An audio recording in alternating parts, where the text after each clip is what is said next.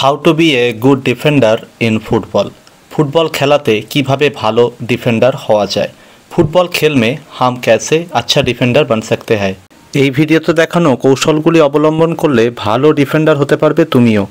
Sir আমার কোথায় ভুল হলো, কিসের জন্য গোলটা খেয়ে গেলাম? তোমার দাঁড়ানো পজিশনটাই ভুল, তুমি তো দাঁড়িয়েছো ভুলভাবে। তোমার পায়ের ফাঁক দিয়ে আমি ইজিলি নাটমেক করে বেরিয়ে গেলাম। কিভাবে দাঁড়াতে হবে জানো? ঠিক আছে, আমি দেখাচ্ছি। শুভঙ্কর, এবার তুমি এসো, আমি দেখাচ্ছি।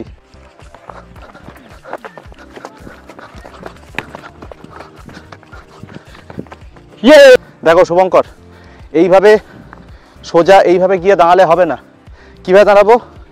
এইভাবে একটু নিটা বেন্ড হবে, হাঁটুটা বেন্ড হবে, আই অন দ্য বল, বলটা থাকবে, বলটার দিকে নজর থাকবে আমার, ঠিক আছে? অপোনেন্টের পায়ের দিকে দেখার দরকার নেই, তুমি সবসময় ফোকাস রাখবে বলের ওপর। হাঁটুটা বেন্ড হলো এবং ও যখন আসছে যে কোনো একটা দিক তোমাকে ছাড়তে হবে। সেমি প্যারালাল ওয়েতে দাঁড়াবে, যখনই আসছে টুক করে একটা স্লাইডিং। আর যদি সিম্পল কেড়ে নেওয়ার হয়, টুক করে তুমি একটা টো ট্যাকল করে বার করে নাও বলটা। ওকে, চলো।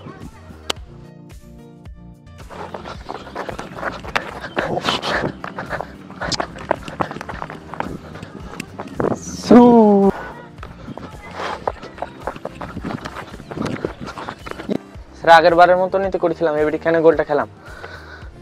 কেন গোল খেলে? তুমি তো এক দিকটা ছেড়ে দাঁড়িয়ে গেছো। কি করতে হবে? যখন বল নিয়ে আসছে, বলের ডাইরেকশন অনুযায়ী তোমাকে মুভ করতে হবে। আমি আবার করে দেখাবো? হ্যাঁ। যাও, তুমি বলটা নিয়ে এসো, আমি দেখাচ্ছি।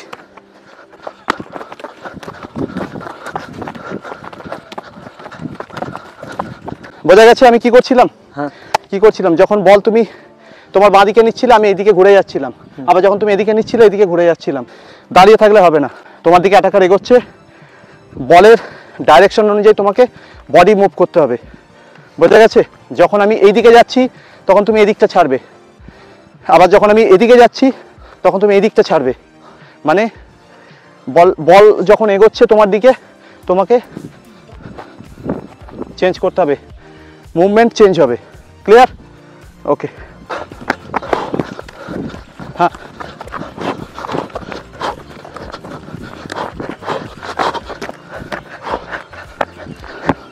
শুভঙ্কর ভালো করেছো, দারুণ করেছো। কি কি শিখলে বলো?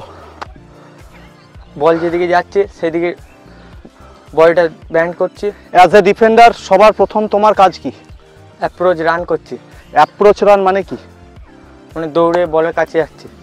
দৌড়ে বলের কাছে যাচ্ছ, মানে অ্যাটাকার যখন আসছে, শুটিং রেঞ্জে যখন চলে এসেছে, তখন তোমাকে বলের কাছে পৌঁছাতে হবে। বোঝা যাচ্ছে?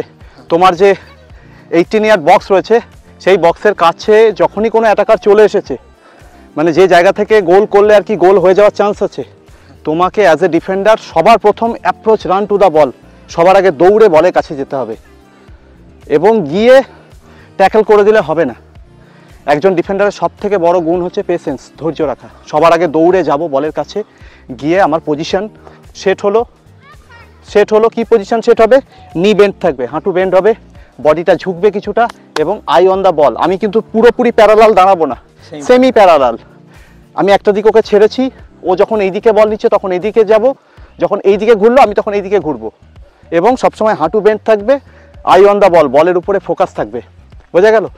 অপোনেন্টের পায়ের দিকে কখনো ফোকাস করবে না, সবসময় বলের দিকে।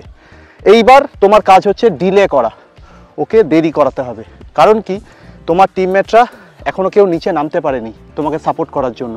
সেই সিচুয়েশন যদি হয়, তোমাকে ডিলে করাতে হবে। যেভাবে আমি করাচ্ছিলাম তোমাকে, ওইভাবে ডিলে করাতে হবে, মানে দেরি করাতে হবে। দেরি আমরা কিভাবে করাতে পারি? এইভাবে পিছোতে থাকবো, ও যেদিকে বল নেবে সেই দিকে আমি ঘুরবো। বোঝা গেছে? আর কখনোই কিন্তু এইভাবে সামনে গিয়ে পা ফাঁক করে দাঁড়াবো না, তাহলে কিন্তু ইজিলি নাটমেক করে পায়ের ফাঁক দিয়ে বল নিয়ে গোল করে দেবে। তাহলে আমরা কী কী শিখলাম? Approach run to the ball, তারপর হচ্ছে বডি পোস্চার, হাঁটুটা বেন্ড হবে, নজরটা কিসের দিকে থাকবে? বলের দিকে থাকবে। তার সাথে ওকে ডিলে করব, দেরি করাতে থাকবো, যাতে আমার টিমমেটরা নামতে পারে, আমি সাপোর্টটা দিতে পারি। পরের স্টেজ হচ্ছে ওর ভুলের জন্য অপেক্ষা করতে হবে এবং তার সাথে সাথে তোমাকে একটা ডিস্টেন্স মেনটেন করতে হবে। তুমি দৌড়ে কাছে গেছো, কতটা কাছে যাবে সেটাকে আমরা বলি ট্যাকলিং ডিস্টেন্স। যে জায়গাটা থেকে তুমি ট্যাকল করতে পারবে সেই জায়গাটায় চলে যাও। তাহলে কি হবে? ট্যাকলিং ডিস্টেন্সে তুমি গেছো, ও অপোনেন্ট যদি কোনো একটা ভুল করে ফেলেছে অ্যাটাকার, তখন কী হবে, তুমি সঙ্গে সঙ্গে সেটাতে স্লাইডিং করতে পারো সিচুয়েশন অনুযায়ী, অথবা তুমি টো ট্যাকল করে বার করে নিতে পারো বলটা, মানে ওকে চ্যালেঞ্জ করতে পারো, ইন্টারসেপ্ট করতে পারো বলটাতে। বুঝতে পারলাম?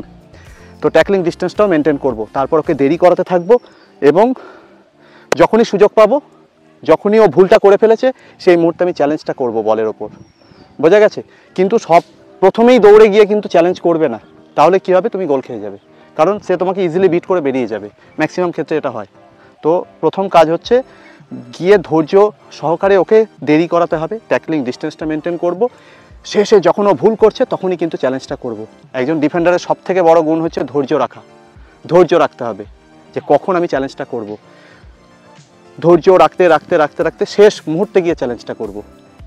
বোঝা যাচ্ছে? মানে আমি ও বল নিয়ে স্কিল করছে, ঠিক আছে, ও বল নিয়ে ড্রিবলিং করছে, আমি টুক করে চ্যালেঞ্জ করে দিলাম, বিট হয়ে গেলাম, এটা করা যাবে না। ওর মোক্ষম ভুলের জন্য অপেক্ষা করতে হবে, তখন চ্যালেঞ্জটা করব।